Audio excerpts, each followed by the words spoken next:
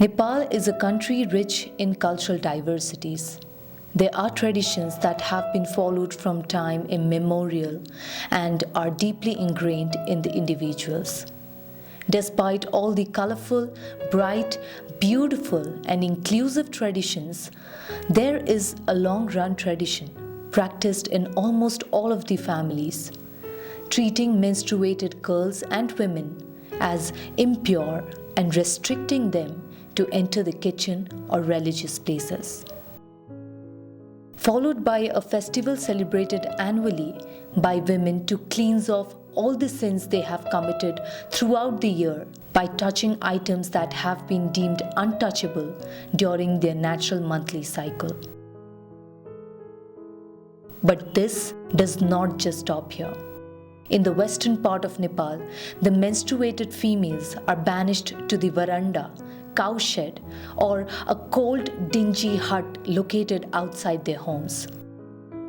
Forbidden to enter their own homes, yet asked to do hard labor of working in farms, lifting heavy baskets, all the while being barred from drinking milk or any milk products during the time of vulnerability, leaves them prone to many health-related attacks. This tradition is named as Chhaupadi Pratha, of which the literal meaning is the tradition of the untouchables.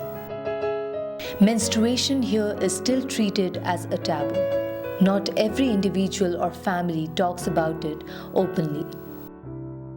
Formal education on menstruation and its biological process comes only under the curriculum of 8th or 9th grade. That is the time by when maximum girls already have had their menstruation, but still the proper hygiene and maintenance information is left untaught.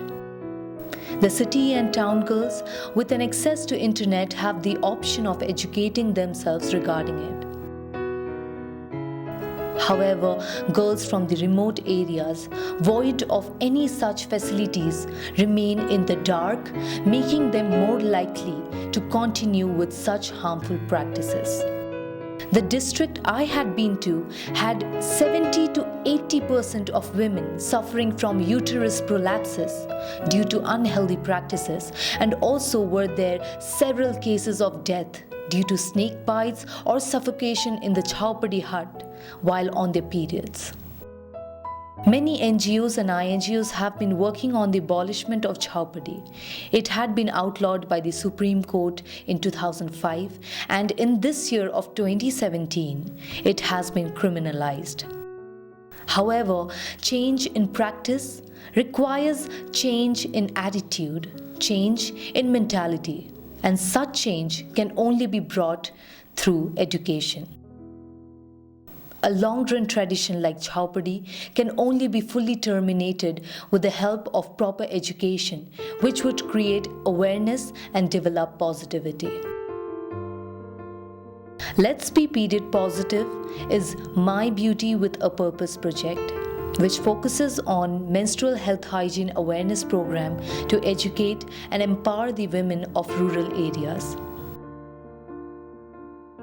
After the proper research through internet, newspapers, and field visit to the district, also through the meetings with gynecologists, biomedical engineers, government officials of the district, Justice of Supreme Court, and NGO Mitra Samaj Mitini Nepal, and United Nations Population Funds Nepal, I planned my entire educational campaign.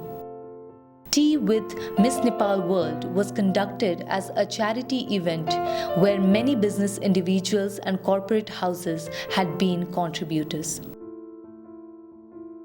Using the funds collected, I visited 3 remote villages of Dailek district of Midwestern Nepal. Both male and female members were assembled for the purpose of menstrual education, with interactive sessions conducted where they were encouraged to put their views about menstruation. I provided the girls and ladies with kits having some basic materials necessary during menstruation that are readily available in rural settings. a hygienically prepared hand washing and cloth washing soap, a cotton undergarment, a pack of affordable sanitary napkins, few pieces of soft pure cotton fabric, which is the traditional and most accessible material. But of course, I taught them on how to make the reuse of it healthy and hygienic.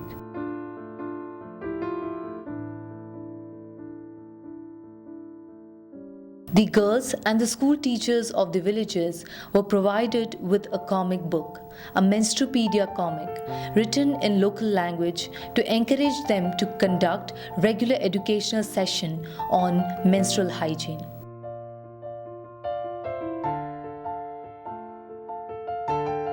After witnessing the disheartening situation many of the women and girls in my country have to go through during their natural cycle, I have made it my mission to continue spreading awareness about menstrual health and hygiene every chance I get.